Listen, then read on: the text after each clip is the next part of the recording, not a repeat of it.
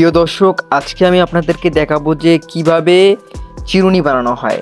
সাধারণত আমরা জানি গরু, মহিষ এবং হাতির শিং দিয়ে চিরুনি বানানো হয়। তো আসলে আমরা কখনো দেখিনি যে কিভাবে তৈরি করা হয়, তাই আমি আজকের ভিডিওতে আপনাদেরকে দেখাবো যে কিভাবে তারা চিরুনি তৈরি করে। তো প্রথমে তারা চিরুনির মতো করে সুন্দর করে শিংটাকে কেটে নিল চিরুনির আকার দিয়ে, এবং তারা ফিনিশিং দেওয়ার জন্য মেশিনটিকে ব্যবহার করতেছে। এবং দেখুন কি সুন্দর অসাধারণভাবে তারা ফিনিশিং দিতেছে, চিরুনিটিকে পুরোই চিরুনির আকার করে ফেললো।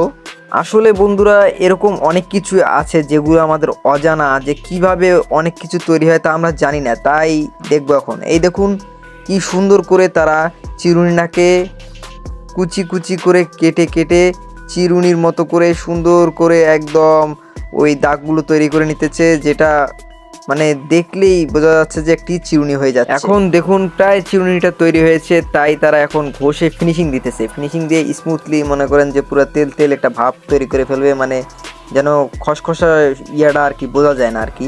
তাই তারা মেশিনের সাহায্যে সুন্দর করে ঘষে নিচ্ছে। এই দেখুন আস্তে আস্তে প্রায় তৈরি হয়ে যাচ্ছে চিরুনিটা। এখন আস্তে আস্তে প্রায় ফিনিশিং চলে আসতেছে। ফিনিশিংটা দেখলেই বোঝা যাবে যে জিনিসটা কীরকম হচ্ছে।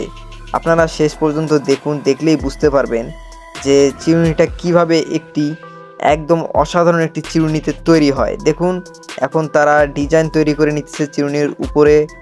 কি অসাধারণ একটি ডিজাইন তৈরি করতেছে, যা মেশিনের সাহায্যেই প্রায় সব কিছুই করা হয়। তবে ট্যালেন্টের অনেকটা ব্যাপার আছে।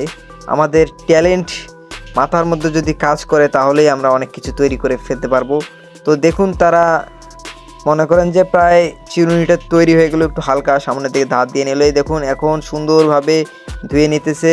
দেখুন প্রায় চিরুনিটা তৈরি হয়ে গেছে। এই দেখেন কি অসাধারণভাবে চিরুনিগুলো তৈরি করে ফেললো। এগুলো সবগুলোই শিং দিয়ে তৈরি করা হয়েছে।